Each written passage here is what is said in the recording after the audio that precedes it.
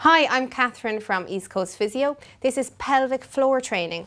So it's good to start this in a nice relaxed position like Gail is in here. So lying on the side is a very comfortable place to start with if you're unfamiliar with working your pelvic floor. So starting off, Gail, I'll just get you to take a few deep breaths in and out.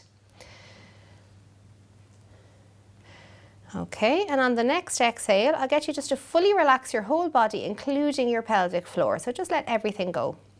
Okay, what I want you to imagine now is that you're drawing in your back passage as if holding in wind and bringing that feeling forward to the front passage as if holding in water. Okay, so breathing in gently, and as you breathe out, just gently drawing in the back passage and bringing that feeling forward like an escalator to the front passage.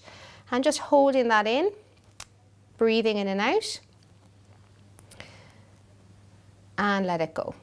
Okay, so starting off, we can just hold that for 5 seconds. As you get better, you can bring it up to 10 seconds or even longer. Ideally, you don't pull it in the whole way. You pull it into about the first floor of a 3rd-story building. So if you visualize that you're bringing the pelvic floor up to about a 1/3 of where it should fully be. So if you just try that for me there, Gail. First of all, try bringing it up to the 3rd floor, then let it go, and then we'll try just bringing it up to the 1st floor. So a nice breath in. And as you just gently breathe out, just draw up that pelvic floor up to the 3rd floor and hold that for a few breaths. Okay, and now I want you to fully let that go and let it go even more. Okay, this time I want you to breathe in, and as you breathe out, just gently drawing up from the back passage to the front passage, just bringing that up to the 1st floor and holding that in and letting it go. Okay, so that's good to practice.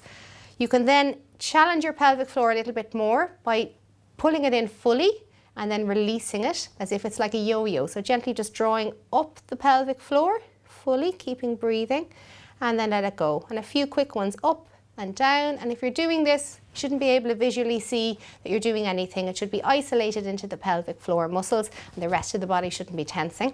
The other thing you can do to train a little bit more is called the knack. That's where you pull in your pelvic floor and you just try a cough, a laugh, or even a sneeze if there's one there, just to hold the pelvic floor in as you're challenging your system a little bit. Okay, so if you just breathe in for me there, Gail. As you breathe out, just draw it fully in and just give a bit of a cough for me there. There we go, and relax it again. Okay, so that's the pelvic floor.